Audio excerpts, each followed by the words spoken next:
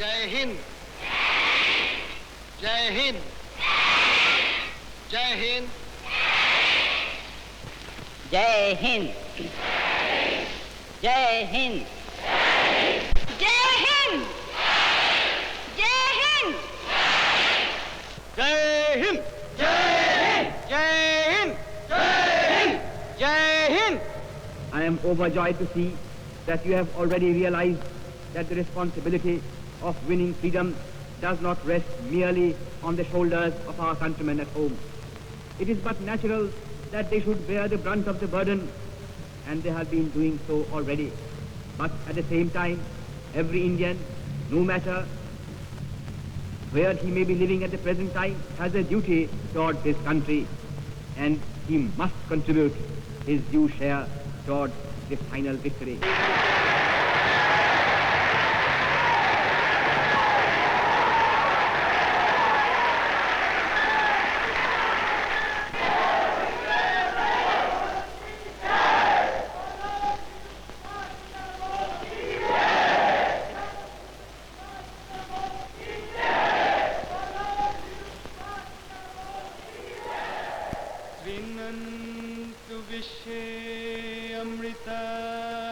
पुत्र आयुधमानि दिव्यानि तस्तु वेदाहमेतं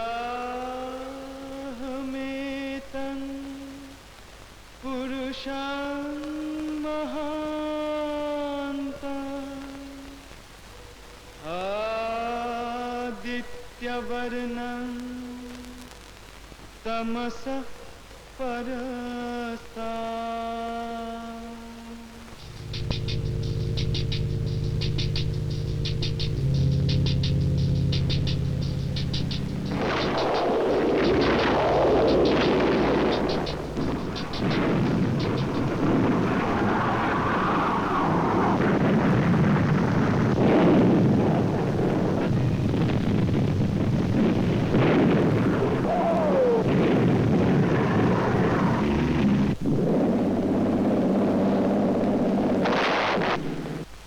On 2nd July 1943, a man arrived in Singapore.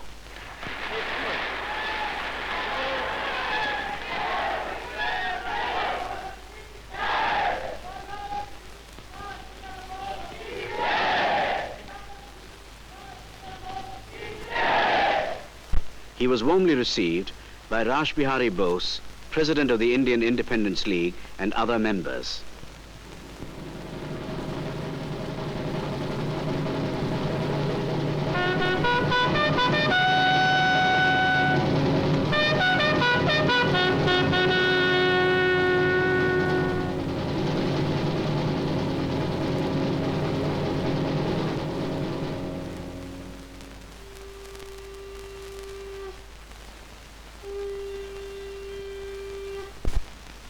To those who were on hand to greet this man, a great destiny was shaping itself.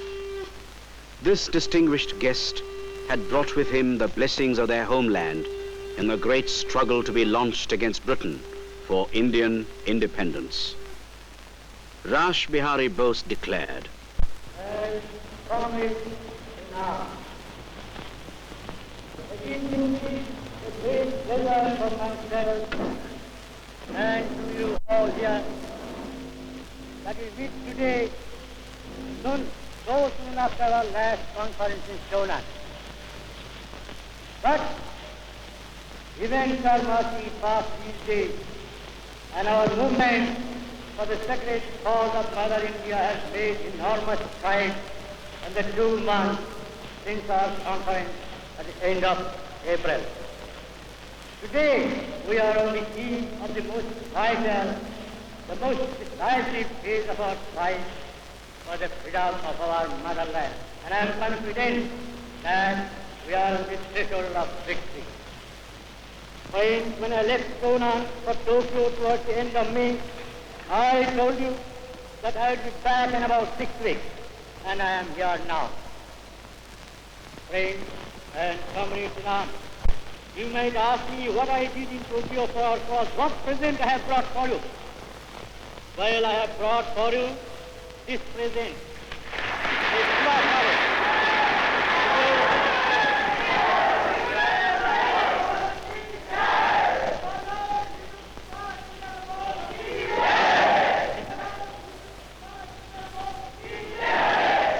This man was Subhash Chandra Bose. The 51st Congress at Haripura was Bose's political coronation. The moment meant much to him. He did justice to it in an immense speech ranging over the whole field of Congress policy from the national and international points of view. To millions of Indians, he was the leader who had vowed to free India from foreign yoke. He had also proclaimed the ideals of a future socialism that would deliver the country from poverty and inequality. He roused the nation with his patriotic vision, and his stirring call found a ready echo in the hearts of his people. Our struggle is no doubt a non-violent struggle, but even a non-violent struggle demands an army, an organization, and a machinery. India is going to be free, and that we who live today are going to play a part in making India free. There is no power on earth that can keep India enslaved anymore. Let us strive for India's freedom. Vande Mataram.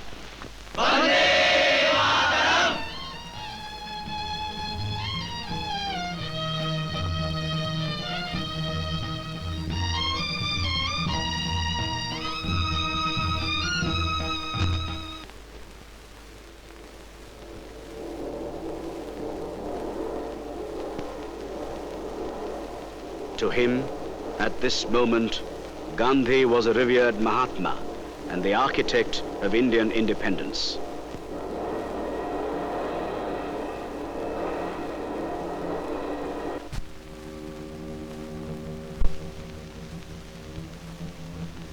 In 1939, Bose sought election as Congress President at Tripuri, was successful and entered his second year of office.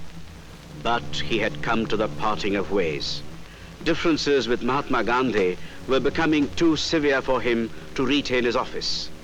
For there was no compromise in Bose's makeup, no middle way, no shades between light and dark. He was essentially a man of action and wanted to force the issue of Indian independence with the British at once. Such a man was born on the morning of 23rd January, 1897.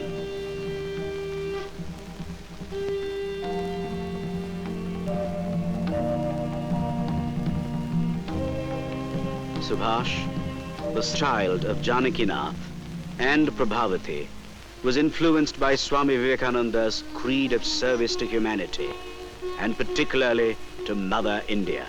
In his boyhood, he was taught by Beni Madhav Das, the great teacher who instilled in his eager pupil the virtues of honesty and steadfastness to one's duty. Subhash was an avid reader, introspective, his mind turning in upon itself in a precocious concern for religious truth, self-control, and psychic harmony. But philosophy was not his congenial study. Though he was attracted to yoga and mysticism, there was in him a quick compassion for suffering humanity, and the conflict between mystic and man of action thus came early to him. Professor Samar Guha comments. Netaji is the effulgent imagined.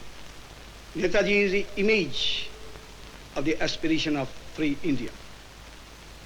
Netaji has been acclaimed by the Indian people as the greatest revolutionary, as the epical hero of our freedom struggle.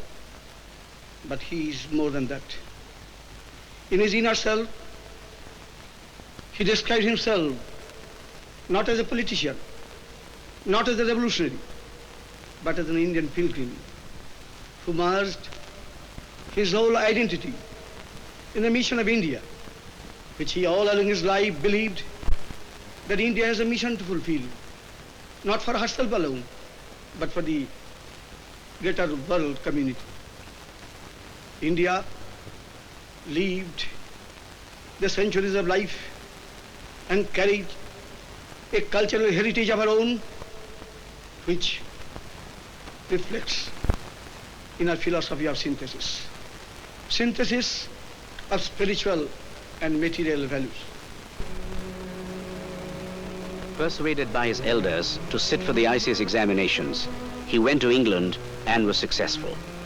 But he resigned from the ICS on the 22nd of April 1921 to leap into the boiling cauldron of freedom struggle. Characteristically, he explained his move. National and spiritual aspirations are not compatible with obedience to civil service conditions. In 1921, Subhash Bose went to Bombay and plunged into political work after a meeting with Mahatma Gandhi.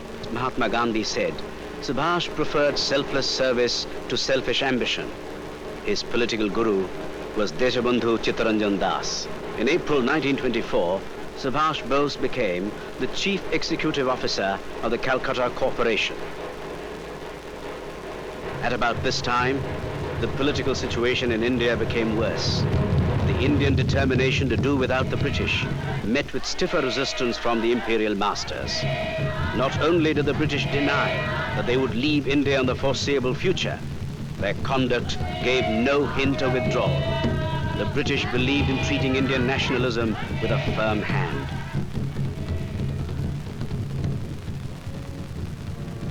This was the atmosphere of Subhash Bose's entry into Indian politics in 1921. His appeal to the youth of the land was enormous. It was from the ranks of the young that he recruited more visionaries and patriots to forge the strong links of national independence. In 1924, he was arrested as one of the suspected terrorist leaders, and in 1925 was transferred to the fort of Mandalay in Burma. In June, he mourned the sudden death of C.R. Das.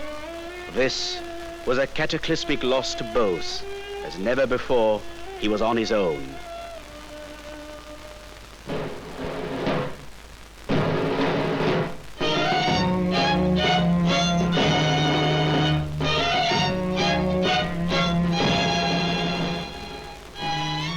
After serving as a GOC of the Congress, of which Motilal Nehru was the president, he became the mayor of the Calcutta Corporation. He said, civic progress all over the world is moving in the direction of municipal socialism. The real school of democracy is local self-government. In 1932, he was exiled to Europe. He went to Vienna for the medical treatment recommended by his doctors. There, Bose met Mr. Vittalbhai Patel, a great congressman and patriot. At the end of 1934, Bose flew to India to see his ailing father, but reached home too late to see him alive. And he sailed again to Europe on January 10th, 1935. During this year, his health was generally restored, and by its end, the urge to re-enter the struggle in India was irresistible. Bose returned as Congress President in 1938. At the age of 41, he became the President of the Congress, and his reputation as a political leader was second to none. Subhash Bose realized the necessity of Congress unity, but at the same time, he meant to mold its policy if he could. He was a rebel president of the Indian National Congress, but by April 1939, he had come to the parting of ways. Rabindranath Tagore, the national poet, conferred on him the title of Deshanayak, or Savior of the Land. Meanwhile, war clouds had gathered over Europe, and Britain was involved in a titanic struggle for the might of the German Empire.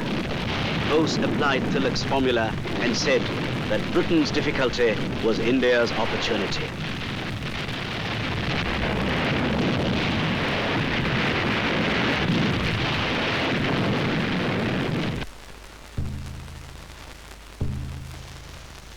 On July 2nd, 1940, Netaji was arrested and sent to the presidency jail. But he had to get out of prison. He announced he would starve himself to death. He declared, "Release me, or I shall refuse to live."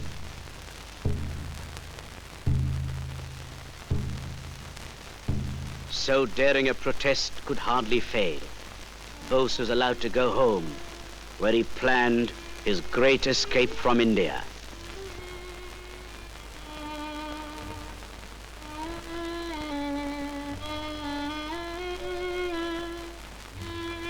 In the early hours of 17th January, 1941, a car drew up before his residence, and accompanied by his nephew, Sisir, he escaped.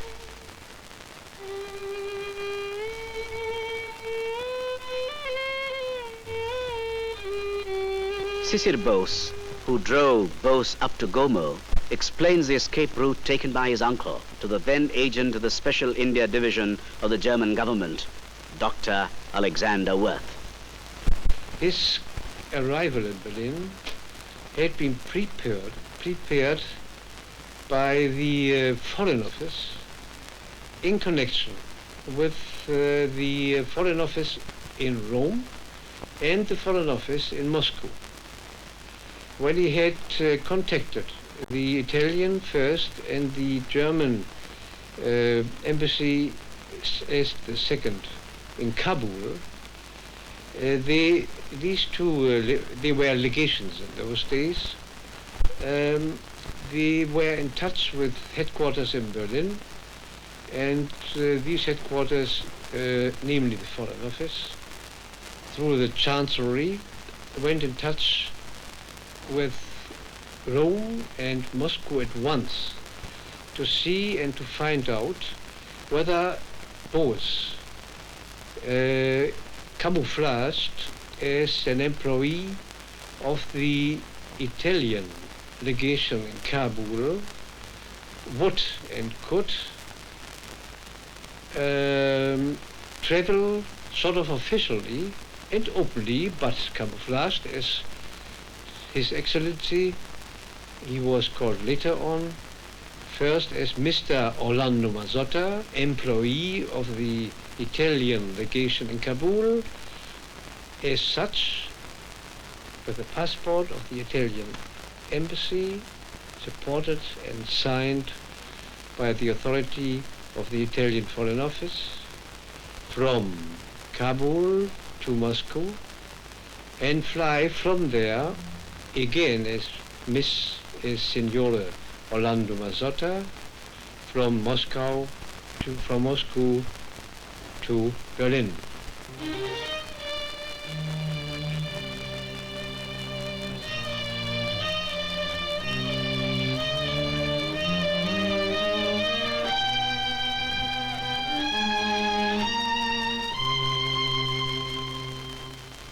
Netaji reached Berlin and addressed the Indian independence meeting in German. Ihren unsterblichen Glauben an die Freiheit und ihren unerschütterlichen Entschluss, den Kampf bis zum Siege weiterzuführen, zu bekräftigen. In diesem Kampf, der für Indien ein Kampf Sein oder Nichtsein ist, kann es nur einen Ausgang geben, unseren gemeinsamen Sieg. Lang leben die Dreifachmächte und ihre Verbündeten. Lang lebe das freie Indien.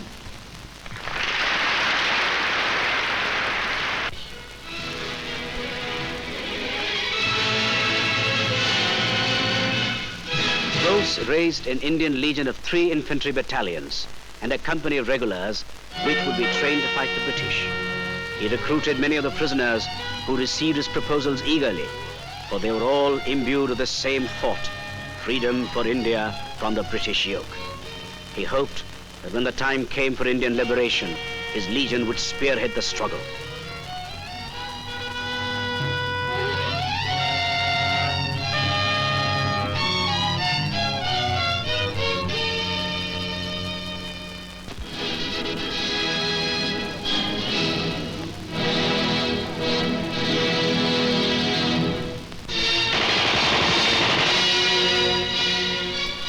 Here we may ask why Netaji chose to go to Berlin.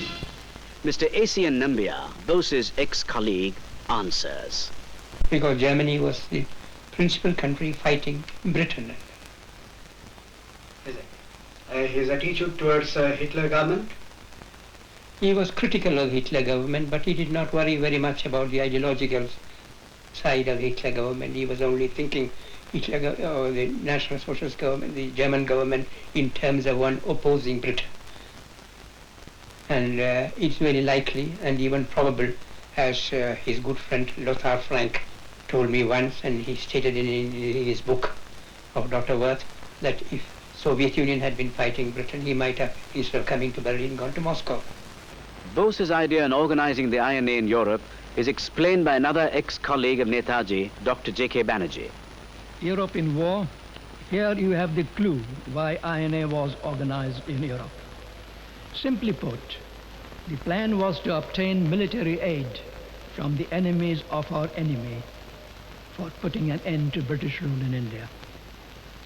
I would prefer, however, to let Netaji himself speak as to how he saw the role of the INA. Netaji never thought of the INA as a purely military instrument capable of liquidating all by itself the securely entrenched British Raj. Netaji saw the INA in its historical context as an integral part of the final episode in the unfolding drama of India's long struggle for freedom. INA was to be a catalyst, turning the freedom movement within India into an irresistible wave, sweeping away the political, economic, and social underpinnings of Britain's Indian establishment.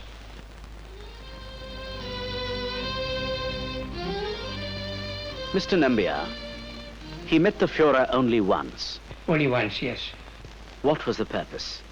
He wanted Hitler to give a declaration favoring Indian independence.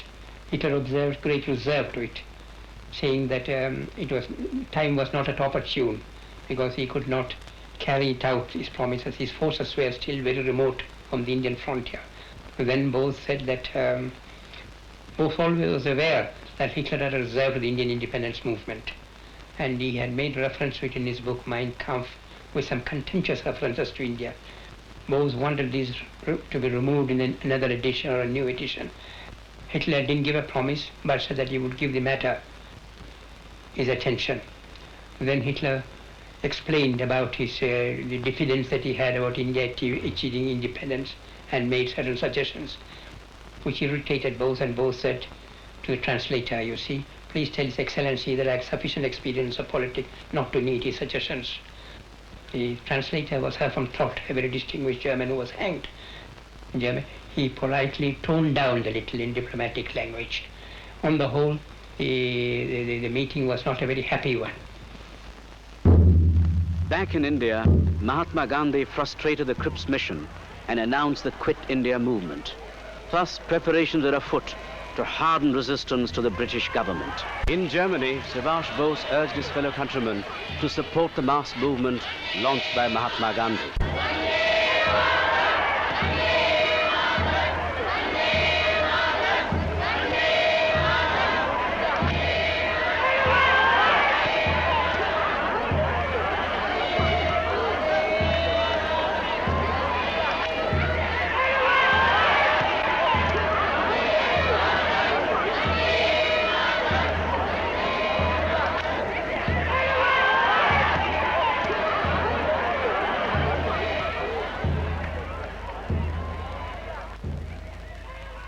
From Germany, Subhash Bose decided to go to the Far East. He was disillusioned about the promised German aid to his enterprise. Hitler's attack on the Soviet Union upset him. Nothing more was to be gained by remaining in Berlin. Therefore, he left Germany in a submarine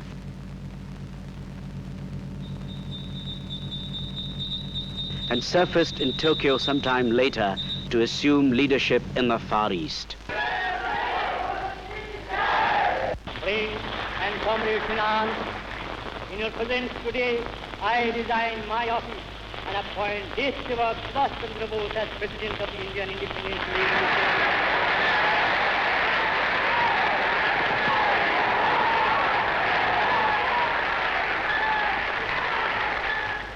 From now on, Subhash Chandra Bose is your president, your leader in the fight for India's independence. And I am confident.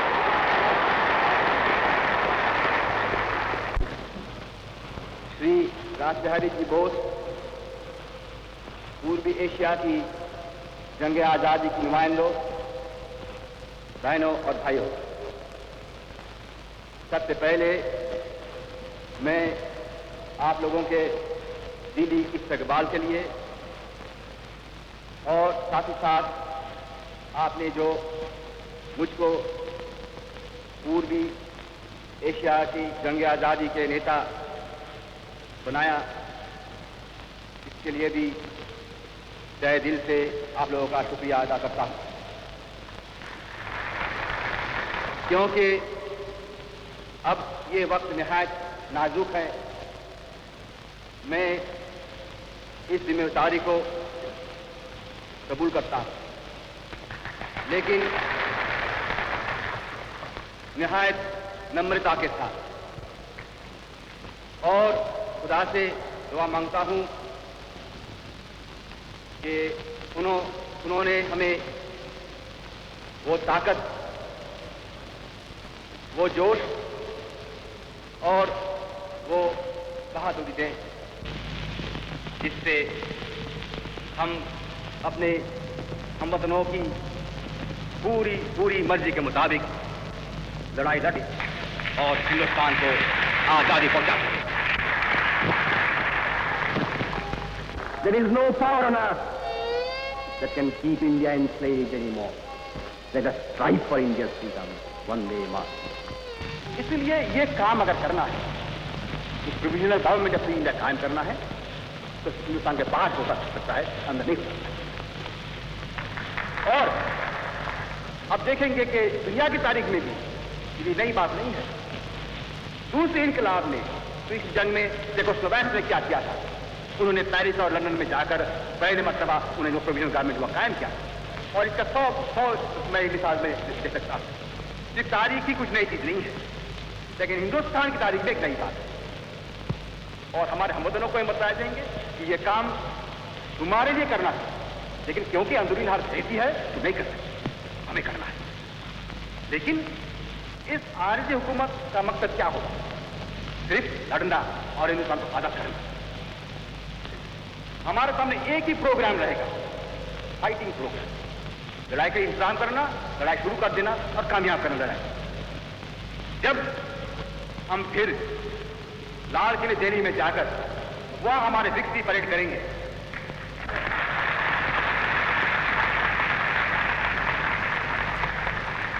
यह रास्ता सीधा है, हमें अपना खून बहाना है, हमें कुर्बानी उठाना है, सब रुकावटें का सामना करना है, आखिर में कामयाब होंगे। इस रास्ते में हम क्या देखते हैं? हम सब गुलाम हैं, हमारे हाथ में हाथ है क्या? हमारे रास्ते में आएगी भूख, प्यास, तकलीफें, मुसीबतें, मौत। कोई नहीं कह सकता है जिन लोग इस जंग में शरीक होंगे उनसे कितने लोग निकलेंगे जिंदा होगा। कोई बात नहीं है हम जिंदा रहेंगे या तो मरेंगे, कोई बात नहीं है। बात कोई सही बात यह है, अहम बात यह है, आखिर में हमारी कामयाबी होगी, हिंदुस्तान आजाद होगा।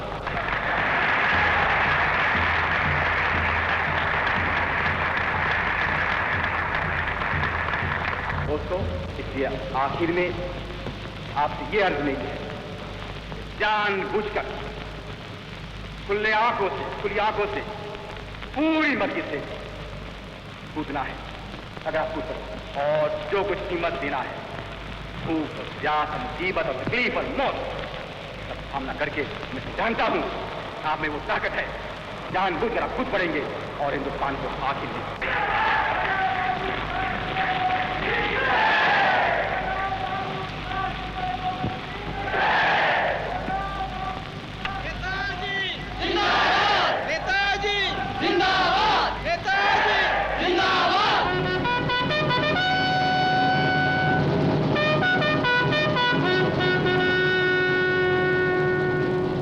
assumed personal command of the Indian National Army on July 25th, 1943. The Supreme Command headquarters was established at Rangoon, and several brigades were formed to build a compact national army capable of spearheading the attack against the British.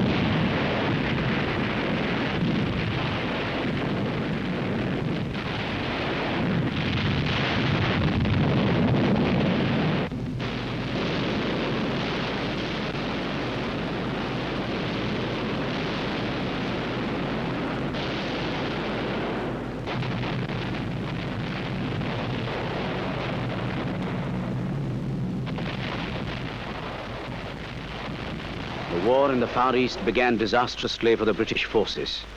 They lost ground rapidly, retreated from position to position, and the victorious Japanese swarmed all over the place. The INA had brigades named after Gandhi and Nehru. If Gandhi Brigade and Nehru Brigade were the names Netaji gave to those INA formations in Burma, it was a spontaneous decision to forge symbolically the bond of unity of India's first national army with the unarmed mass freedom movement led by Mahatma Gandhi, Pandit Nehru, and others. Here was the Indian National Army, whose approach would raise the final rebellion and mutiny in India. The battle cry would be, "Chalo Delhi," until the victory parade was held in the Red Fort of India's ancient capital. General Fujiwara, was INA subject to Japanese military law? No. INA was an independent army of the provincial government of Free India. INA had equal status with the Japanese army and वो फू ईट आ रहा है। हम जिंदा रहेंगे या तो मरेंगे, कोई बात नहीं है। बात कोई सही बात यह है, अहम बात यह है कि आखिर में हमारी कामयाबी होगी, हिंदुस्तान आजाद होगा। General, we are told, Netaji told General Kobe that the only flag that will fly over Indian territory would be the Indian tricolor. That's right. The tricolor only. We had an agreement that the occupied territories would be immediately transferred to the administrative committee of the occupied territory of the provincial government of Free India.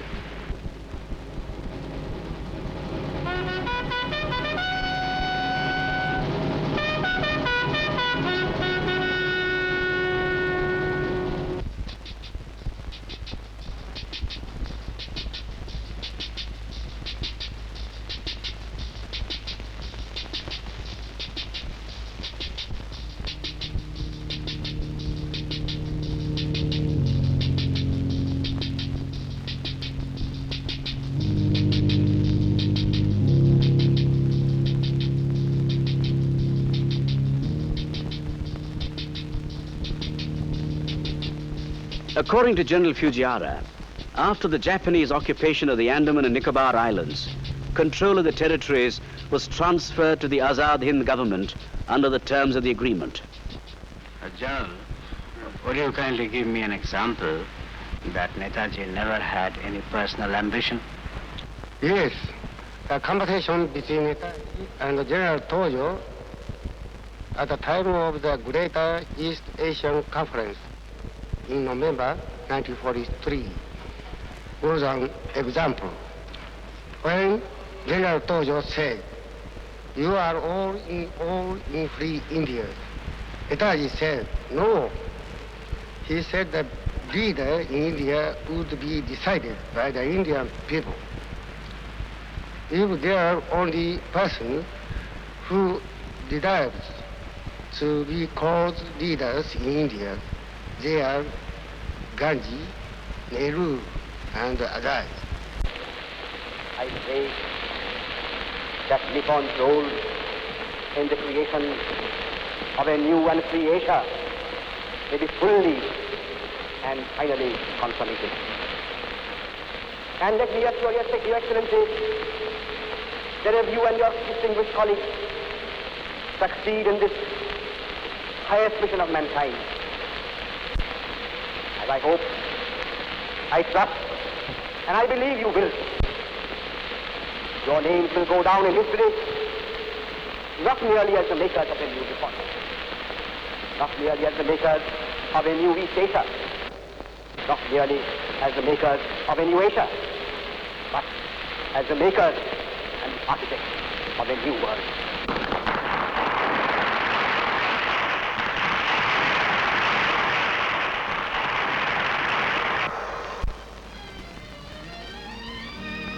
Subhash Bose knew and honored every individual member of the INA.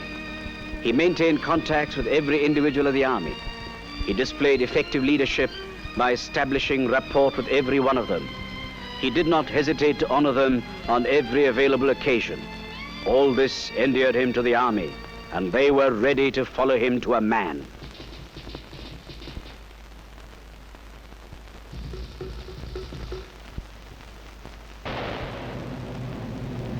But the tide of war was turning in the Far East. The Japanese army was wilting under the determined attacks of the British, who had now been joined by the Americans in the Malayan theater of war.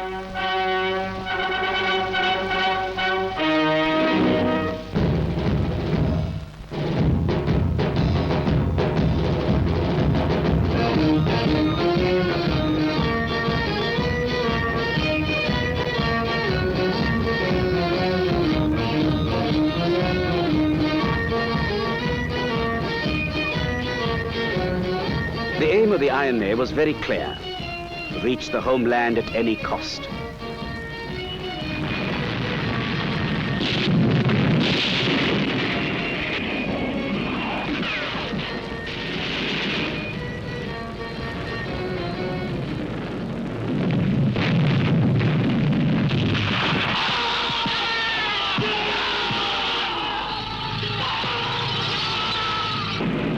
No sacrifice was great. Thus, Indian soil was dyed red with the blood of the Indian soldiers who fell wherever they charged the enemy. At Moirang Kangla, April 14th, 1944, the Indian tricolor was hoisted by the INA.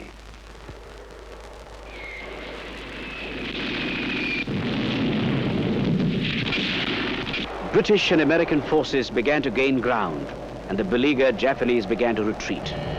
In the wake of the terrible war that was fought, arson and loot became common occurrences.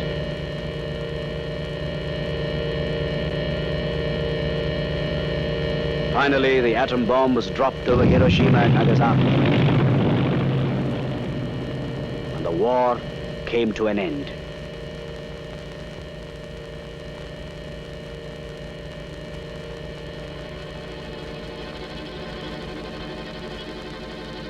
The Japanese signed the instrument of surrender.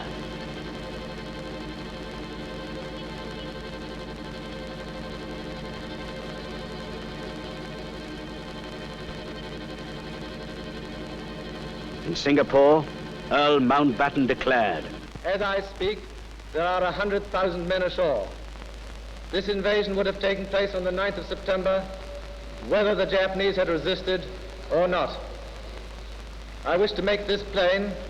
The surrender today is no negotiated surrender. The Japanese are submitting to superior forces now massed here."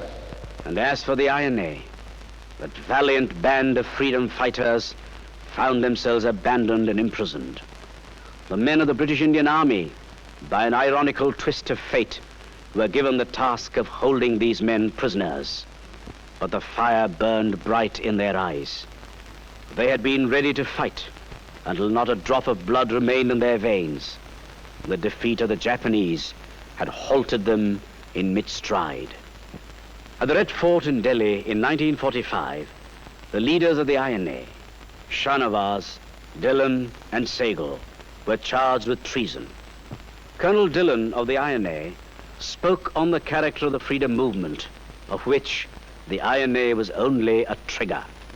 I asked Netaji that as we and our allies appear to have lost the war, and there were little hope of our taking to offensive again, what exactly was left for us to fight, or what were we fighting for?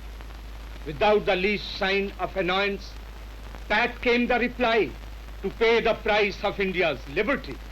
His reply was in line with a previous statement, when the blood of freedom-loving Indians begins to flow, India will attain her freedom. Thus, our national aim was the attainment of Indian freedom, and our military objective was to pay the price of India's liberty. And the man behind it all, that valiant fighter for freedom, that man who gave to his soldiers of the Azad Hind Fauj a common language and a common purpose, that man who banished casteism and provincialism from the INA, that man who hungered for a free India and declared that the roads to Delhi are many and Delhi still remains our goal. That man, Netaji Subhash Chandra Bose, lives in the hearts of his people like an eternal flame that burns bright.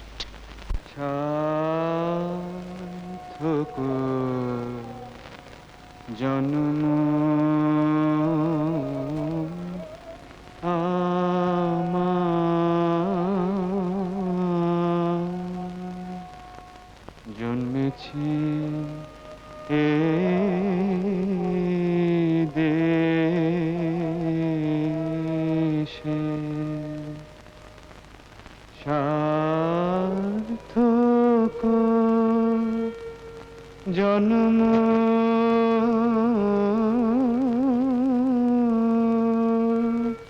মাগো সময় ভালো